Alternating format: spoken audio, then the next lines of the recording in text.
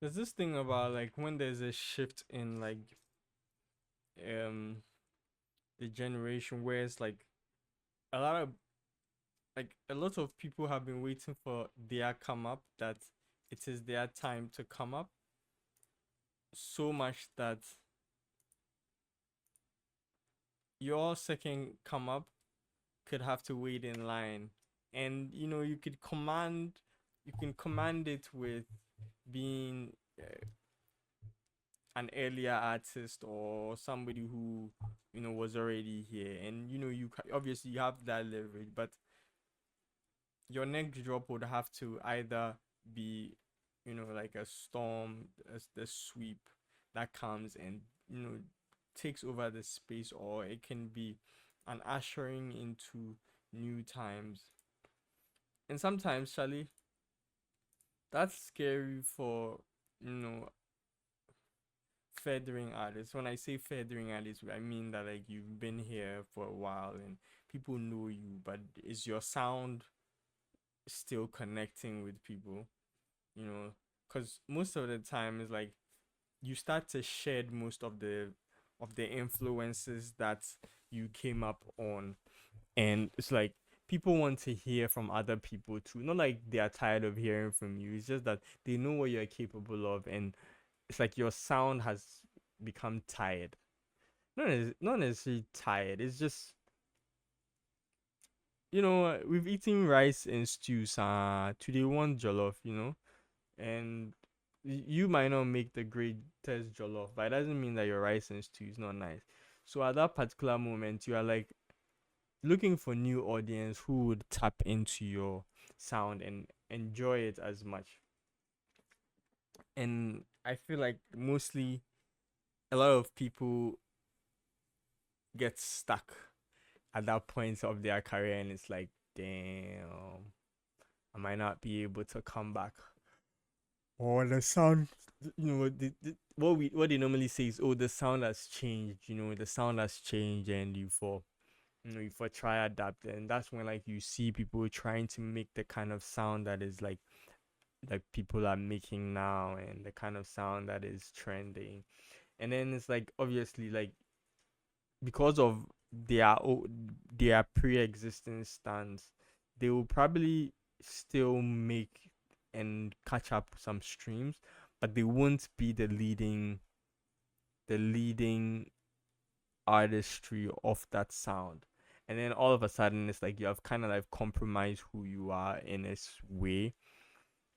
So it's like it gets very calculative for a lot of artists, to whether or not they want to keep doing this, or they will probably just take some time off. And most of the time when you take time off, you're probably never gonna come back.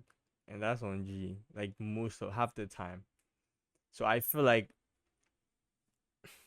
I'd rather I'd rather make something that you'd go and come back and listen to later than stop. Yes, I might be at risk of losing a chunk of my listening audience, but I don't want to be the one catching up. The audience has to always be the one catching up. Whether it's new audience, whether it's old audience that are coming back, but like you are the ones that are supposed to catch up. And it shouldn't be hard for you as an artist to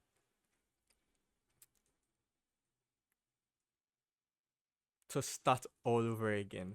Not necessarily like I mean that like go back. Obviously, if you have those skills, like there are certain artists who have those skills, they can go back to the drawing board, they can go back to their grassroots, like go and do freestyles and radio shows, or do ciphers, do battles, like reignite their spark again. And then there's those that go back to the studio and go back and work with the people that they used to work with. Like there are so many ways. And then there's those that continue creating. They just move their sound into new uncharted spaces where it's like they don't sound like anything, and then it's like, okay, the audience has to decide whether or not they want to come with, or they want to rock with what's hot at the moment or whatever is trendy. Because it most of the time, whatever is trendy will definitely all the time take precedence over whatever it is that you make.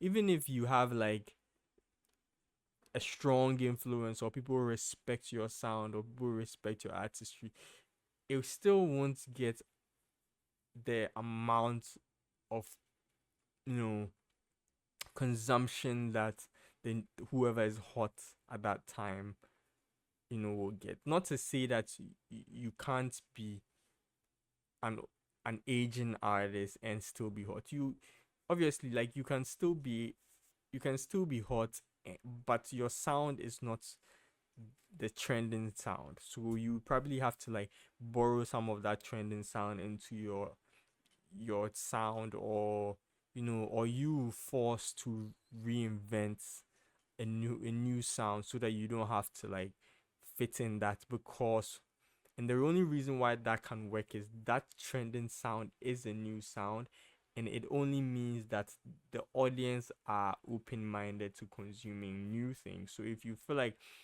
the new thing that you, the continuing artist, can put out is good enough and it can hold its own next to the trending sound, then you're able to do that. But there's always like, there's always going to be a learning curve, there's always going to be a listening curve, and you'd have to like, struggle for the same space. But sometimes a lot of artists can't manage it, so they take some time out, and then they cook, and then they try to like drop something, like within, after they feel like, okay, I found like my best 10 songs or my best 15 songs, after I took like my 2 year break and relaxed and kept recording out of the bunch. So yeah, that's the thing too. I'm not saying that like it is not a good practice. It is a great practice. A lot of people have been able to come back because they took a break. But guess what? Some people never came back.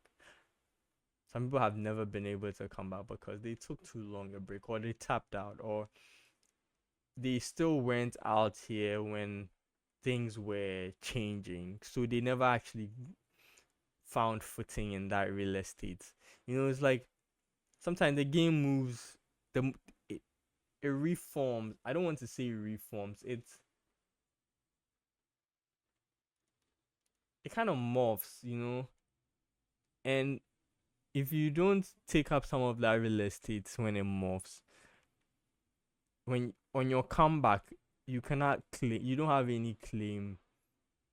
Because the space has changed. You haven't supplied any listening, and it makes it hard for you to come back. So that's the thing that artists go through. Me personally, I'm my engine is always on, bro. Like the minute I drop, just know that like I already know what next I'm going to do. So I feel like I don't really face that. The only thing that I face is like sometimes people are just not ready to listen to it, but it doesn't mean that like it's not good. It just means that like people know what you can do, but they want to listen to it on their time. So what you are doing in essence of that is like you're trying to like tap into new audience. So your rollout will probably change. Your rollout will probably fit the time, what people are doing. If it's this short form videos, is it podcasting, is it TikToking? That is probably how you probably market it, but you would have to show up. So like that is the part of the new real estate that you have to buy into, because the minute you let that train get out of the station, you can never catch up to it, or else you have to wait for the next one, and you either have to be very good at it, and then sometimes like when you miss that train, you would always be reminding people that, oh, I'm that guy, I made that song, and it's hard. So yeah, so like that's what I think about like ageism and artistry. And if you had your business in place, then obviously you made something worth the wait out, and your comeback could probably be well funded, and there won't be questions about like how you're coming back, or like whether or not people should pay attention to it if the material is good. So ageism in artistry is it's like a gift and a curse, because you have a lot of information, but sometimes the listening audience they are just not ready to consume such a large information capsule. So you have to like break it down into like little bits, or find very simple ways to give them that information. And sometimes, well, some artists have had to be able to do that, like simplify it, and some actually never had to. So I guess it is always like how you decide that your artistry is going to be. But for me personally, I feel like the only way you can own real estate is this in this space is to keep showing up. Don't let anybody fill in your space or take up your spot, because like you might never be able to get back out here. So yeah, that's just something that I wanted to say. I probably want to close with that.